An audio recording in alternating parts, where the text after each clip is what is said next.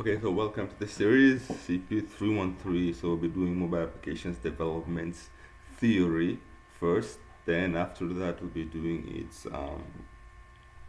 practical. So this is the first of this series. So in this lecture, we'll be generally introducing ourselves to mobile application development. So with mobile applications, we have lots of OS, and OS just means operating system. So we have Android, we have this Bada, I've never seen it.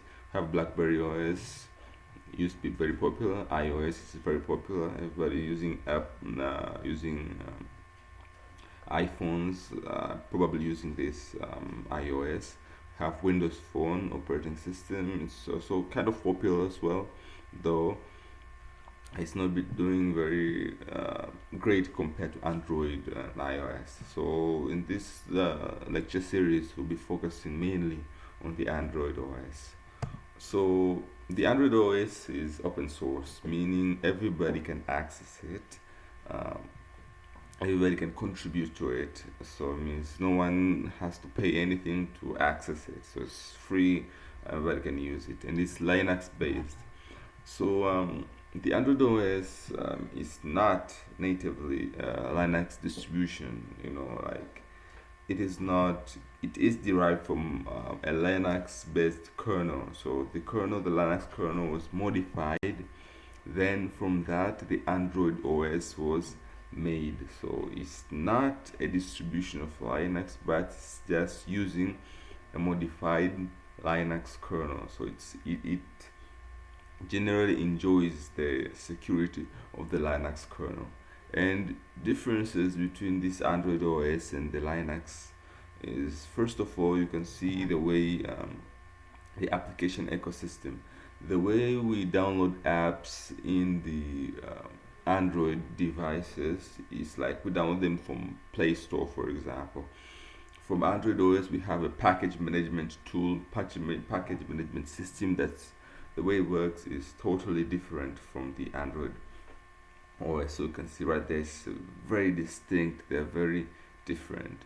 The way you issue commands, that's also another difference. In Linux, you have this terminal-based or command line-based interface for issuing commands, while in Android OS it's touch based. So you just touch, I can see you just click an icon. You don't really have that command line interface as the basic way of interacting with your phone. So, like, you can totally see that they're totally different things.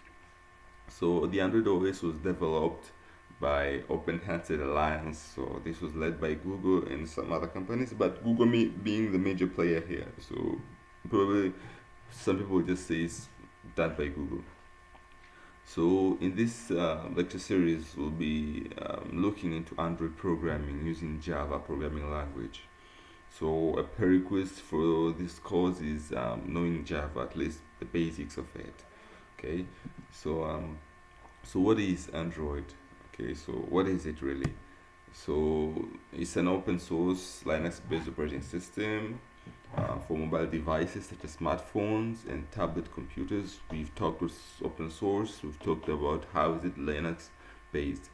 So Android offers unified approach for application development for mobile devices, which means that developers need only to develop for Android, and the application should be run on different devices powered by Android. So if you like create an application for Android, it's just like it will run on Android powered smartphones. It will run on Android powered tablet. Anything that's powered by Android will be able to run this application that you've made. So that's what means by a unified approach. So you make it once, anything that's powered by Android will be able to handle it. Okay, so the first beta of the Android development kit was released by Google in 2007. So this is pretty much history. And their first commercial version, Android 1.0, was released in September 2008. So you can see Android is not very old. It's really just new in the industry. So the source code for Android is available under free and open source software license, like we said. So anybody can actually contribute to them. Um, do something like freely access and modify if they need to do so. So Google published most of the code under the Apache license version 2.0 and the rest. Linux kernel changes. So at the GNU license version 2. So why should you use Android? Why should you even consider it? So the basic advantages or the basic merits for using Android is it's open source. First of all, you don't have to pay to use it. Like that's actually pretty good and something like attracts a larger community for development, for modification, for advancement. So it being open source is pretty much a big deal. So it also has a large development community. Since open source, typically it should have a larger developer community and reach. Increased marketing. So you can see I think 80% of mobile devices are powered by Android, and they're increasing. Though they've met stern challenge from the iOS devices that are being released these days. We have inter-app integration, meaning you can see you have your tablet, you have your um, mobile phone. They can both run that app so long as they're powered by Android. To reduce cost of development, well, it's easy to develop since there's availability of tools and it's open source. So it means the cost that you'll probably undergo is only when you're about to host your application, and we'll look on that in the next tutorial, in the next tutorial lecture series. So higher success ratio, this is undoubtedly true to everyone. um, Probably 80% or 90% of you people watching this are actually using Android phones. So you can see it's actually doing pretty well. A rich development environment. We'll see the IDE, the Android Studio is actually very powerful. It has lots of features, emulators, it has a lot. So there's a rich development environment. All this make it extremely easy and favorable to work with. So categories of Android applications. Well, this is really something that everybody of us is aware of. So unless you're using Android devices, you are aware of the applications that um, the Android can support, the application that can run on the Android devices. So music, sports, among the rest. This is something very common to all users, both technical users and non-technical users. So these are some of the applications, and more are being developed every day as we speak. So we have the Android versions naming. So most people, developers, they know this. Have different versions, and these versions all come with different names and different icons. So we have this Lollipop, which is Android 5.0. We have Marshmallow, which is 6.2. I think this actually very common. Nougat, Oreo, Pie. So all these are Android versions, and the way they name them is like this. So if you took a closer look, you'll see the Lollipop is from L. So they're going alphabetically. Marshmallow M, then N, Nougat. Well, this is just to create awareness when you be developing, so that you're aware of what this actually is. It's not very crucial for development, but it's great if you have basic understanding of Android version naming. Okay. So Android API level. So the API level is an integer value that uniquely identifies the framework API revision offered by a version of the Android platform. We'll see that in the next slide. So the framework of API consists of a core set of packages and classes. Okay, so API specific classes and packages. set of XML elements and attributes for declaring a manifest file. So we'll talk on the manifest file in the later slide as well. A set of XML elements and attributes for declaring and accessing resources. A set of intents, we'll talk on intents in the coming slide as well. A set of permissions that an application can request, as well as permission enforcements included in the system. So the initial release of the Android platform provided API level 1, and subsequent releases have incremented the API level as seen right here. So Android 1.0 was API level 1, 1.1 was 2, 1.5 was 3, and it kept on incrementing like that. So, and with all these versions come a set of packages, specific packages and classes that you can use. So on the environment setup, we have the Java JDK, the Java development kit, and the Android Studio. So for developing, for building applications using Android OS, so this is pretty much what you need. So the Java JDK and the Android Studio, it's very enough. So the Java development kit, you can download it from that link, and you can set the path, Java home, environment variables that refer to the directory that contains the Java and the Java C. So we'll be doing all this when we'll be going to the practical part of Android app development. Right now, this is just theory. I just raise your awareness to know how things work around here. So the Java IDEs. So there are many IDEs. Okay, so many IDEs. There's Android Studio, there's Eclipse, there's Visual Studio Code, there's so much. But for Android development, I highly recommend Android Studio. Highly recommend Android Studio. If not Android Studio, you can use VS Code. But if you're a beginner, Android Studio. Okay. If you have a device that's not very powerful, like it has a low RAM, like Android Studio has prerequisites for before it can run on your device. We'll talk on them when we'll be doing the practical part, but Android Studio is the main IDE that you should rely on when you're doing Android development. So let's talk of the Android application components. So these components are basically the essential building blocks of an Android application. So these components, they are loosely coupled by the application manifest, Android manifest.xml. So the Android manifest.xml is pretty much the most essential file you'll ever have in in all of your Android system. Like, it's the most basic component, because think of the Android OS as a city. Think of your application as a new shop in town. So the Android manifest.xml is like a guide. It tells you the rules of the city, how you interact with the city, and it tells the city, which is the Android OS, how to interact with your shop, which is your Android application.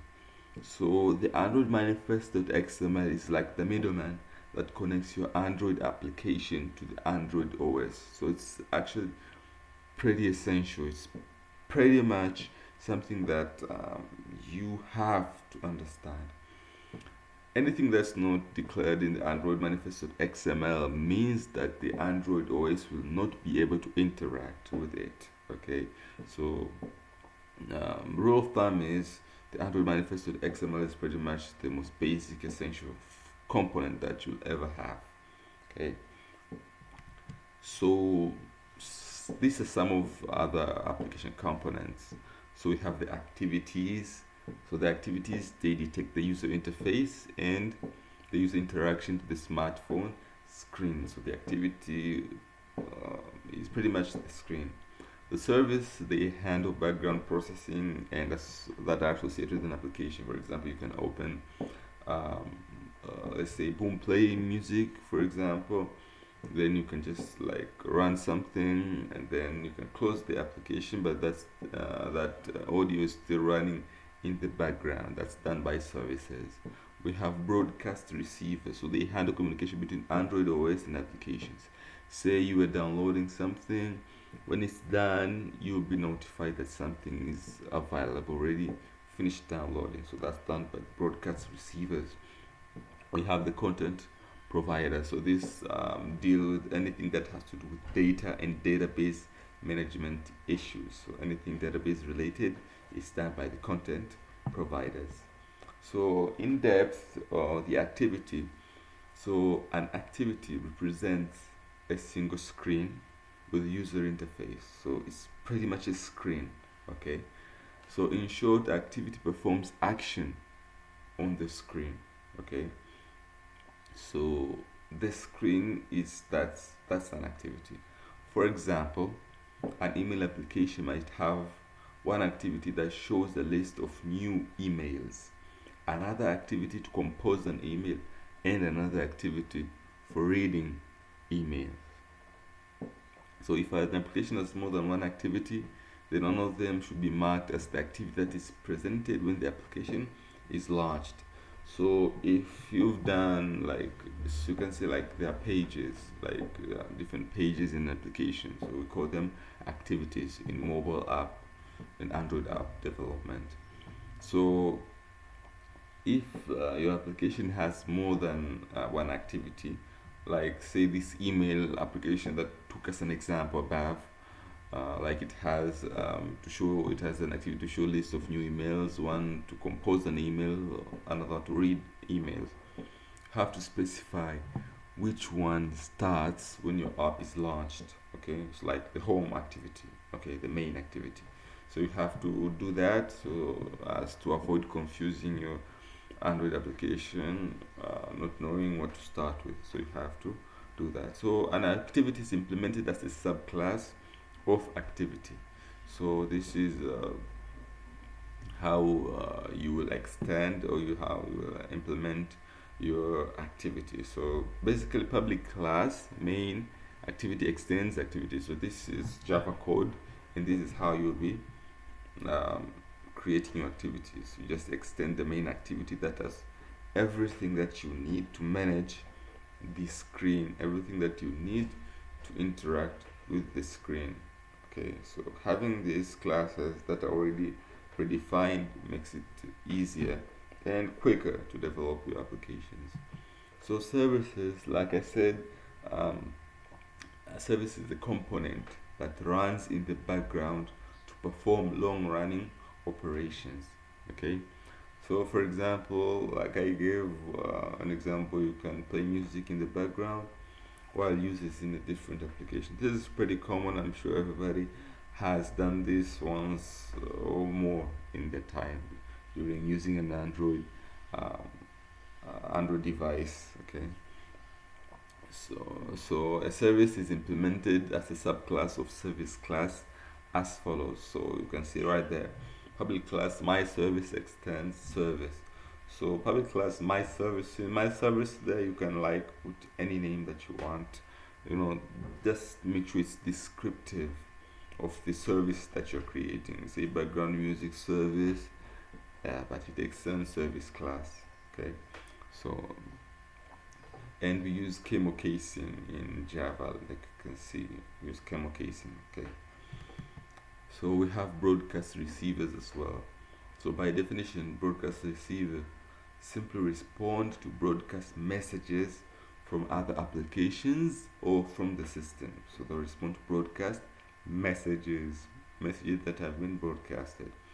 So for example, an application can also initiate broadcast to let other applications know that some data has been downloaded to the device and is available for them to use.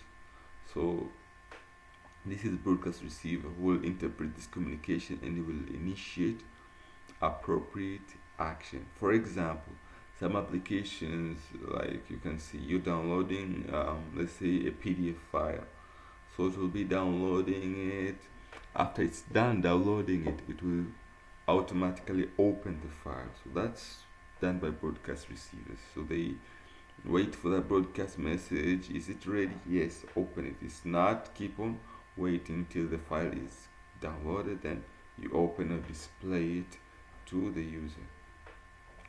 So broadcast receivers is implemented as a subclass of broadcast receiver class, and each message is broadcasted as an intent object.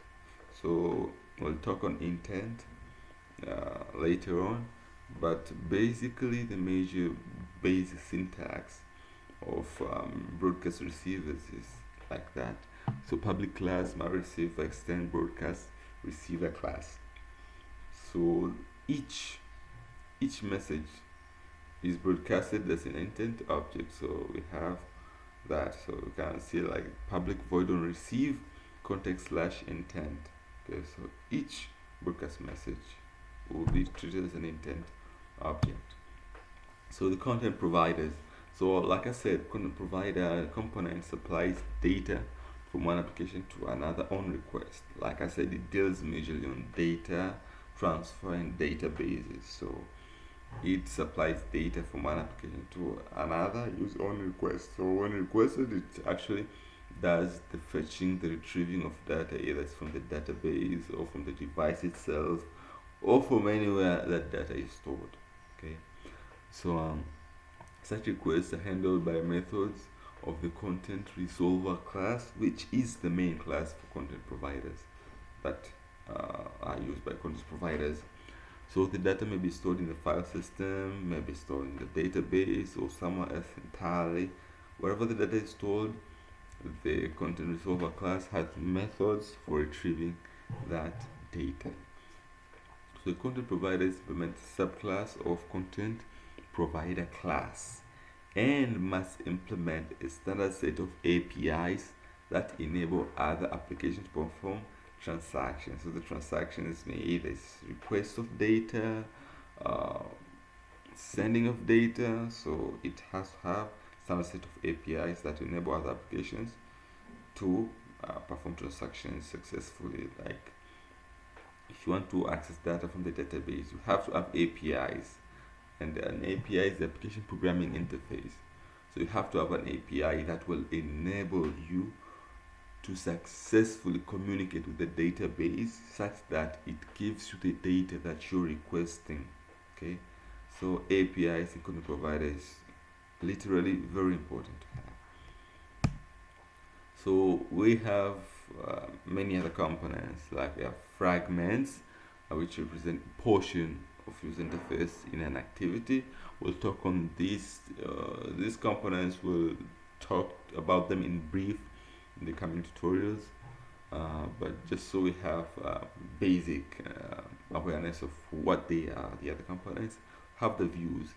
So the view is the user interface element that are drawn on the screen, like buttons, layers, forms, input fields, and the rest. Have layouts. Layouts is how is how an application screen is arranged, either horizontally, vertically, you name it. So view hierarchies that control screen format and appearance of the views. How are they arranged? That's the layout. So the intent, there are messages wiring components together. Okay, so they're just messages that are wiring components together. We have resources. Resources include the external elements such as strings, constants, drawable pictures. Resources also another very important component in Android application development, as we will see in the coming tutorials. We have the manifest. So this is the configuration file for the application. Like I said, it's the most important. Okay, so the basic development circle for the Android development. First of all, you plan, so you analyze, so you learn what your client wants, then you create a plan, then you analyze technical documentation, find the ways to make it happen. You have to design the layout of the screen, how it will interact, then you start developing. After done developing, you do testing. If it works well, then you release it. After releasing it, then comes the stage of support, where there's always something that you will remember after the release, or perhaps helpful user might recommend a feature therefore will support after release of the app as well. As you can see, like there are apps like you have version 1.0, then an update is released as version 1.1, like that. So these are proposed references, but for now you can just stick to the lecture tutorials until we start doing the practical part, when we will dive deeper into this concept. So until next time, stay safe, stay well.